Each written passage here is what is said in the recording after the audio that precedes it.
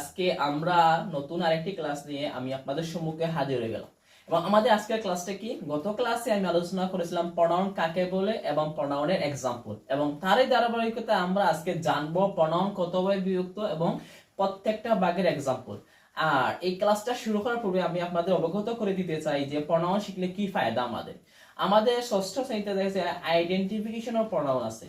এই জায়গায় আমরা identification of parts of speech আছে। ওই জায়গায় প্রনাউনও একটা প্রকার আছে, যে আমরা প্রকারটা প্রনাউন আমাদের বের করে দিতে হয়। তাহলে ওই বের করতে পারলে আমরা 1 মার্ক 2 মার্ক পাওয়ার সম্ভাবনা থাকে।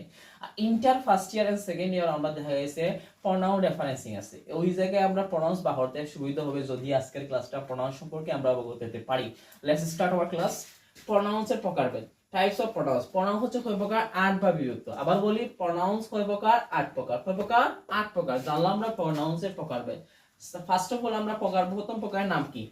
প্রথম প্রকার হচ্ছে পার্সোনাল প্রনাউন, ব্যক্তিবাচক প্রনাউন। কারা কারা?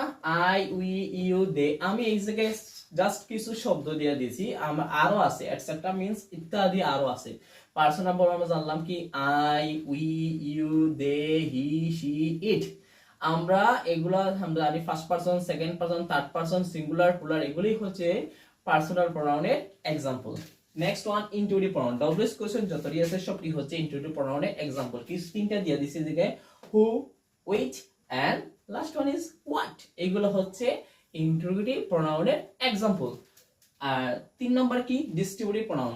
ইচ, আইদার, নাইদার, এগুলো হচ্ছে তিনটি দিয়ে দিলাম এক্সাম্পল এই জায়গায়। এগুলো হচ্ছে কোন প্রনাউনের এক্সাম্পল? এগুলো হচ্ছে ডিস্ট্রিবিউটিভ প্রনাউনের এক্সাম্পল। বাক্যে আমরা এগুলো দেখতে পাইলে আমরা বুঝতে পারবো এগুলো হচ্ছে প্রনাউনের example.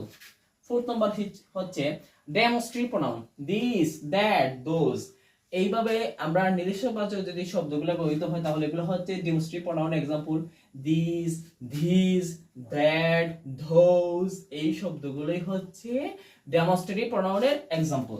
5th number relative pronoun, সম্বন্ধবাচক সর্বনাম। কোনগুলা? Who, which, that. এই তিনটা মোস্ট অফ দ্য টাইমস দেখা গেছে বাক্যের মধ্যে ব্যবহৃত হয়। দেখা যায় বাক্যের মধ্যখানে যদি হু, হুইচ, দ্যাট ব্যবহৃত হয়, ওইটা কিন্তু ডব্লিউএস কোশ্চেনের প্রয়োজন নয়। এগুলো হচ্ছে সম্পর্ক স্থাপনের জন্য ব্যবহৃত হচ্ছে, সেটা হচ্ছে relative pronoun. Next reciprocal pronoun. Each other, one another. Each other, one another, এগুলো হচ্ছে কি? রেসিপ্রোকাল প্রনাউনের এক্সাম্পল। এন্ড নেক্সট হচ্ছে রিফ্লেক্সিভ প্রনাউন। রিফ্লেক্সিভ প্রনাউন হচ্ছে আর্থবাচক। আর্থবাচক, মাইসেলফ, হিমসেলফ,